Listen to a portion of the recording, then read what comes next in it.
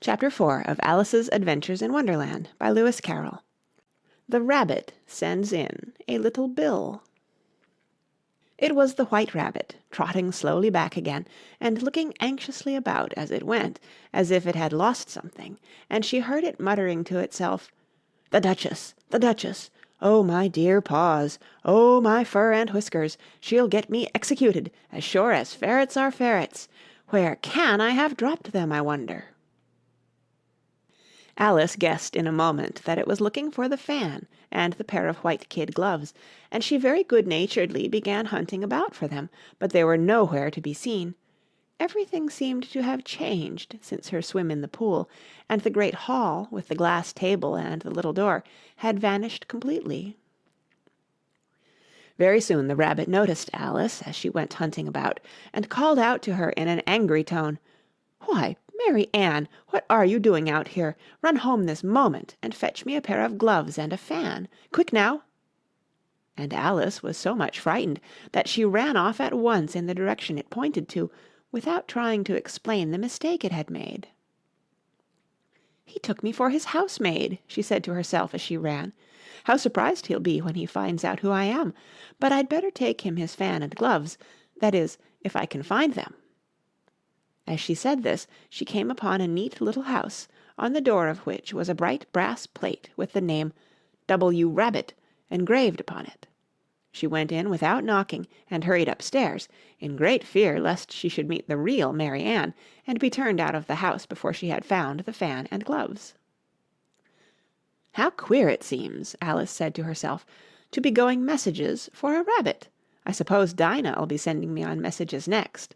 And she began fancying the sort of thing that would happen. "Miss Alice, come here directly and get ready for your walk." "Coming in a minute, nurse, but I've got to see that the mouse doesn't get out." "Only I don't think," Alice went on, "that they'd let Dinah stop in the house if it began ordering people about like that." By this time she had found her way into a tidy little room with a table in the window, and on it, as she had hoped, a fan and 2 or 3 pairs of tiny white kid gloves. She took up the fan and a pair of the gloves, and was just going to leave the room, when her eye fell upon a little bottle that stood near the looking-glass. There was no label this time with the words, "Drink me," but nevertheless she uncorked it and put it to her lips. "I know something interesting is sure to happen," she said to herself, "whenever I eat or drink anything, so I'll just see what this bottle does. I do hope it'll make me grow large again, for really I'm quite tired of being such a tiny little thing." It did so indeed, and much sooner than she had expected. Before she had drunk half the bottle, she found her head pressing against the ceiling, and had to stoop to save her neck from being broken. She hastily put down the bottle, saying to herself, "That's quite enough. I hope I shan't grow any more. As it is, I can't get out at the door. I do wish I hadn't drunk quite so much." Alas, it was too late to wish that. She went on growing and growing, and very soon had to kneel down on the floor. In another minute there was not even room for this, and she tried the effect of lying down with one elbow against the door, and the other arm curled round her head. Still she went on growing, and as a last resource she put one arm out of the window and one foot up the chimney, and said to herself, "Now I can do no more, whatever happens. What will become of me?" Luckily for Alice, the little magic bottle had now had its full effect, and she grew no larger. Still it was very uncomfortable, and as there seemed to be no sort of chance of her ever getting out of the room again, no wonder she felt unhappy. It was much pleasanter at home, thought poor Alice, when one wasn't always growing larger and smaller, and being ordered about by mice and rabbits. I almost wish I hadn't gone down that rabbit-hole, and yet, it's rather curious, you know, this sort of life. I do wonder what can have happened to me. When I used to read fairy tales, I fancied that kind of thing never happened, and now here I am in the middle of one. There ought to be a book written about me, that there ought, and when I grow up I'll write one. But I'm grown up now," she added in a sorrowful tone. "At least there's no room to grow up any more here." "But then," thought Alice, "shall I never get any older than I am now? That'll be a comfort in one way, never to be an old woman, But then, always to have lessons to learn. Oh, I shouldn't like that. Oh, you foolish Alice, she answered herself. How can you learn lessons in here? Why, there's hardly room for you, and no room at all for any lesson books. And so she went on, taking first one side and then the other, and making quite a conversation of it altogether. But after a few minutes she heard a voice outside, and stopped to listen. "Mary Ann, Mary Ann," said the voice, "fetch me my gloves this moment." Then came a little pattering of feet on the stairs. Alice knew it was the rabbit coming to look for her, and she trembled till she shook the house, quite forgetting that she was now about 1,000 times as large as the rabbit, and had no reason to be afraid of it. Presently the rabbit came up to the door and tried to open it, but, as the door opened inwards, and Alice's elbow was pressed hard against it, that attempt proved a failure. Alice heard it say to itself, "Then I'll go round and get in at the window." "That you won't," thought Alice, and, after waiting till she fancied she heard the rabbit just under the window, she suddenly spread out her hand and made a snatch in the air. She did not get hold of anything, but she heard a little shriek and a fall and a crash of broken glass, from which she concluded that it was just possible it had fallen into a cucumber frame or something of the sort. Next came an angry voice, the rabbit's, "Pat, Pat, where are you?" And then a voice she had never heard before, "Sure, then I'm here, digging for apples, your honour." "Digging for apples, indeed," said the rabbit angrily. "Here, come and help me out of this." Sounds of more broken glass. "Now tell me, Pat, what's that in the window?" "Sure, it's an arm, your honour." He pronounced it arum. "An arm, you goose! Who ever saw one that size? Why, it fills the whole window." "Sure it does, your honour, but it's an arm for all that." "Well, it's got no business there, at any rate. Go and take it away." There was a long silence after this, and Alice could only hear whispers now and then, such as, "Sure, I don't like it, your honour, at all. Do as I tell you, you coward." And at last she spread out her hand again, and made another snatch in the air. This time there were 2 little shrieks, and more sounds of broken glass. "What a number of cucumber frames there must be," thought Alice. "I wonder what they'll do next. As for pulling me out of the window, I only wish they could. I'm sure I don't want to stay in here any longer." She waited for some time without hearing anything more. At last came a rumbling of little cart-wheels, and the sound of a good many voices all talking together. She made out the words, "Where's the other ladder? Why, I hadn't to bring but one.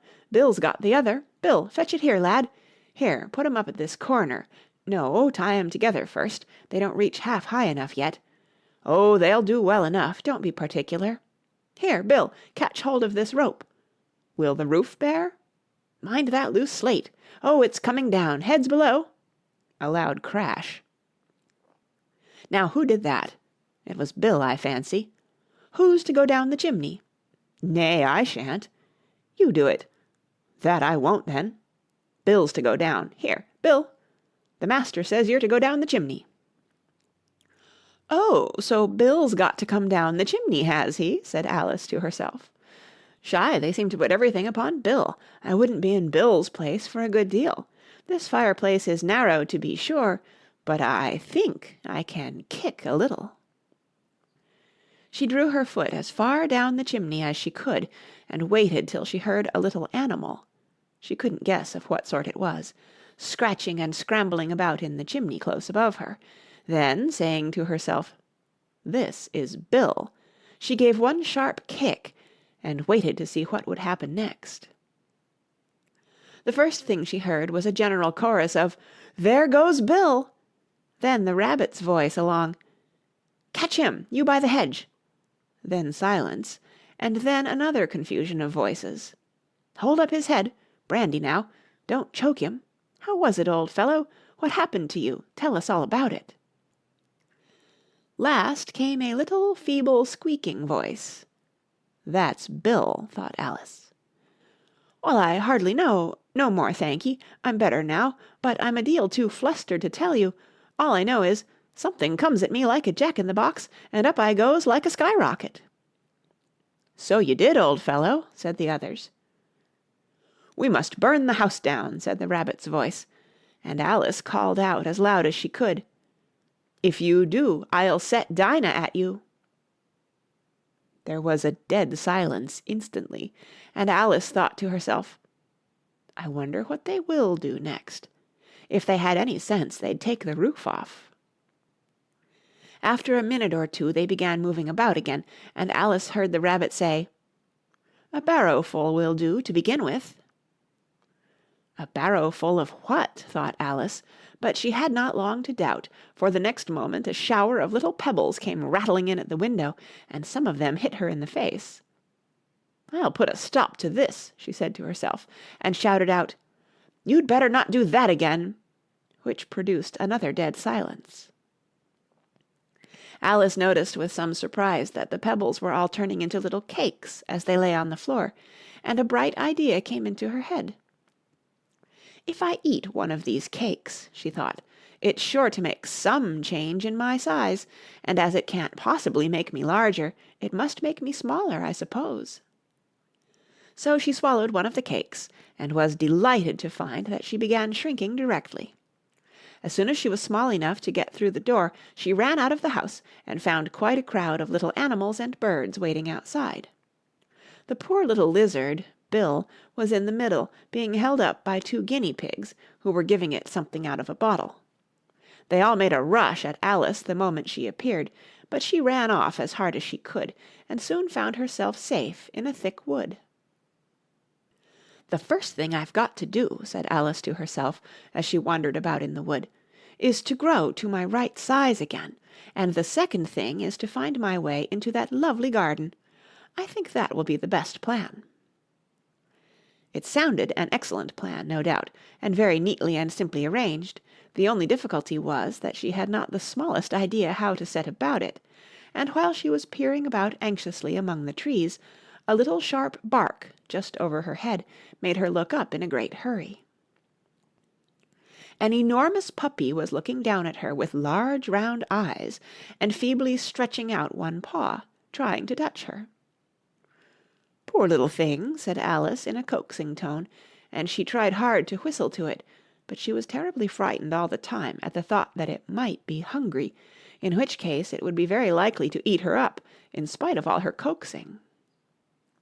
Hardly knowing what she did, she picked up a little bit of stick and held it out to the puppy, whereupon the puppy jumped into the air off all its feet at once with a yelp of delight, and rushed at the stick and made believe to worry it.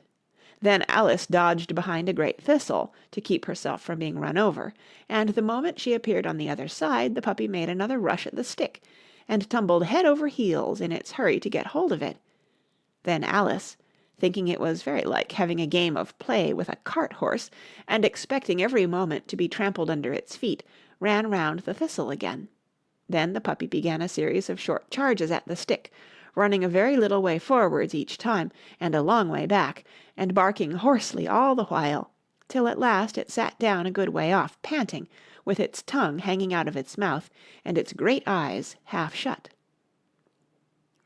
This seemed to Alice a good opportunity for making her escape, so she set off at once, and ran till she was quite tired and out of breath, and till the puppy's bark sounded quite faint in the distance. "And yet what a dear little puppy it was," said Alice, as she leant against a buttercup to rest herself, and fanned herself with one of the leaves.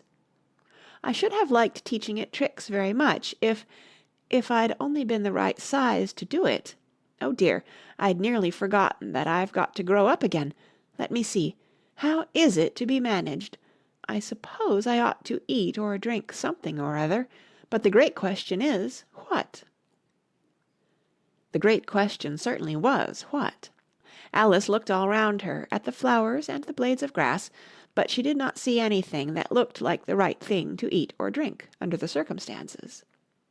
There was a large mushroom growing near her, about the same height as herself, and when she had looked under it, and on both sides of it, and behind it, it occurred to her that she might as well look and see what was on the top of it.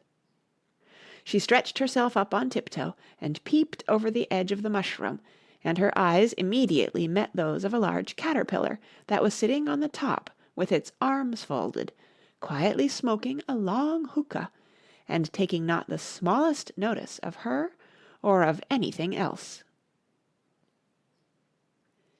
End of Chapter 4.